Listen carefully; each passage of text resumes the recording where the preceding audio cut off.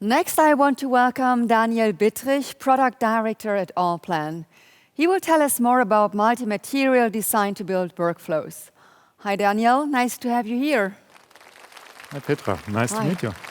You've been with Nemetschek for 24 years now. Is there a moment during this time that you will never forget? 24 years. There's a lot of great moments to remember. Maybe just pick the last one. For me, it was my professional dream that everything, including structural engineering, finally comes together. And this has now happened. So I think for me, that's really a great moment.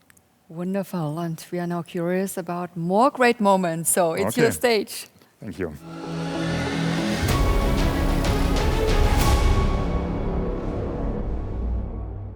Hello.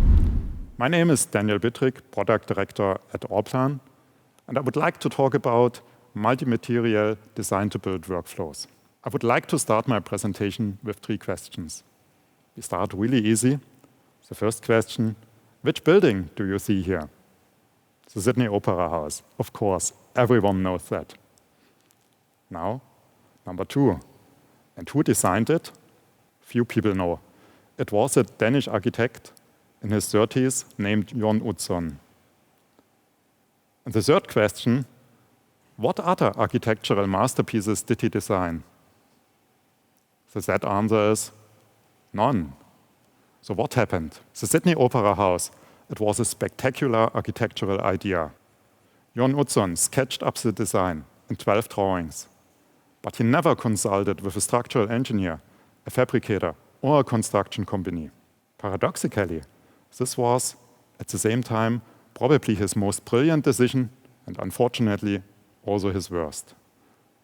The most brilliant decision because this way there were no limits to his creativity. He was able to come up with this design and submit it. The structural engineers, they would have insisted on massive changes because back in the 50s, without powerful computers, they had no idea how to analyze such a folded plate structure. And the construction companies, they would have also insisted on changing the design because they were convinced that the scaffolding and the formwork for such a huge freeform structure, this just couldn't be built. So luckily, Jon Utzon's iconic design was chosen over 232 competing designs. But then, unfortunately, nobody knew how to ensure structural integrity and how to build it. But of course, the government and the people, they wanted to have this new opera house as soon as possible. Construction started without a finalized design. But instead of 4 years and $9 million from the initial estimate, it took 15 years and $102 million to build. So this means it took 4 times longer and it was 14 times more expensive. The delays, the galloping cost, and the controversy that followed. This first destroyed Jon Utzon's reputation and then his career. He was forced out of the project. He left Australia. He never set foot on the continent again. So imagine, he, the creator, he has never seen his finished masterpiece. And while he was involved in some designs before and after, he basically remained one famous building architect. So luckily, not all projects are as complex as the Sydney Opera House. However, also nothing is so simple that it can't be misunderstood. Many construction projects, they are hampered by a lack of consideration, a lack of communication, and also sometimes a lack of collaboration. And this can result in misunderstandings and in impractical designs, which in turn can lead to delays, to cost overruns, and quality issues. BIM has noticeably improved this for architects, for structural engineers, for MEP engineers, and to some extent to construction companies. But what about communication and collaboration between structural engineers, structural detailers, and fabricators? How can this be improved? This question has challenged us at Allplan from the day our company was founded. This is why we design our products as an interdisciplinary solution for architects and structural engineers, not only for buildings, but also for infrastructure projects. However, a successful project doesn't end with design and detailing. It also includes prefabrication of precast concrete and steel members and the construction. So consequently, in recent years, we have enhanced Allplan into a true multi-material design-to-build platform for the entire AEC industry. But one very important part was still missing: structural analysis and design. So at the beginning of the year 2024, the companies Allplan, Frelo, and SIA, we joined forces, and finally we cover the complete design-to-build workflow. Here I have sketched up a very much simplified workflow, showing all the steps from the initial architectural design to the construction. And yes, in reality, this is not a linear process, but much more complicated, with design iterations and so on. But I hope it conveys the basic idea. Today, I would like to focus especially on the important handovers. How can the structural engineer take over the model from the architect? And how can the structural engineer transfer the design intent for reinforcement and steel connections to the detailer? And what options do exist to efficiently create a large number of shop drawings for the fabricator? And how can rebar, precast concrete, and steel fabrication be automated? But the most important question is, why should a structural engineer think about the detailer's work? Why should the detailer consider the fabricator's job? Why should the fabricator be informed about the construction process? And why should the architect be aware of all these challenges? Let's start with the creation of the analytical model. Today, it's still quite common that architect, structural engineer, and structural detailer, they all create their own models. But once there is an architectural model, there are tools such as the autoconverter from SIA or the BIM connector from Frelo that can convert a physical model into an analytical model. And this will save hours, if not days, otherwise spent on remodeling. But the real benefit goes much further, as the changes can be incorporated now with almost no effort. This fosters incremental improvements and optimizations of the architectural and also of the structural design. Once the structural analysis has been performed, the results need to be sent to the structural detailer. Historically, the structural detailer searched the structural design report for relevant information, such as how much reinforcement is required. And then this information was re-entered and the reinforcement placed accordingly.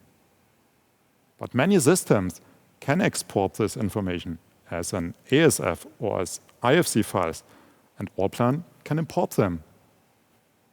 Here, we expect further improvements. We want to link the structural design document with the members and exchange the information, for example, as an SAF file or directly by a software interface. This will not only speed up the reinforcement detailing, it will also make designs more economical, as, for example, checks of the crack width, they can be performed with the actually provided reinforcement. And for steel connections, it's pretty much the same story. The detailer needs to search the structural design report, how each connection has been designed. In case the structural detailer is working with STS2, then the design intent can be simply taken over from the structural engineer. We would like to enable this workflow also for other connection design tools and also for other materials. Now, even if we talk a lot about digital workflows, drawings are still important. And this means that sections, elevations, isometric views, dimension lines, labels, bending schedules, they all have to be placed on a drawing, and this takes time. With the element plan technology, templates need to be defined just once. And then the layout is applied to a precast element, and the drawing is created largely automatically. Of course, this saves time. But more important is that customized drawings can be generated for each work step. Some fabricators, They use large screens to show where the formwork needs to be, and then where the reinforcement and finally the fixtures have to go. And this ensures much better readability. It gives clear, precise instructions. And this leads to fewer errors, even with less experienced personnel. After the reinforcement has been detailed, it must be bent by the fabricator. The detailer supplies the reinforcement bending schedule as a PDF file. And then the fabricator re-enters the information into the production software. Now, does this sound like a digital workflow? And would it work for the column shown here, where really virtually every rebar is unique? No, clearly this is not a digital workflow, and it wouldn't work in such a situation. The good news is that Allplan can export the rebar fabrication data as an ABS file. And modern automatic bending machines, they can import these ABS files. So even today, it's already possible to fabricate reinforcement completely digitally. Now, installing one rebar after another manually, this is an extremely time-consuming process. Working with standardized reinforcement measures, this saves time, but usually it requires more steel. But there's also the perfect combination. Many precast fabricators, they produce customized reinforcement measures with automatic mesh welding machines. And for cast-in-place concrete, BUMTEC reinforcement carpets, they can be industrially fabricated. I think the benefits, they are obvious. The welded reinforcement mesh only needs to be lifted in, and the BUMTEC carpets, they can be rolled out on site in half the time with half the workforce. And basing the digital fabrication on the results of a finite element analysis, this can save up to 20 or 30% of reinforcement. Of course, automation doesn't stop with reinforcement. Almost all steps can be automated. Precast fabricators, they produce especially wall and floor elements on a so-called pellet carousel system.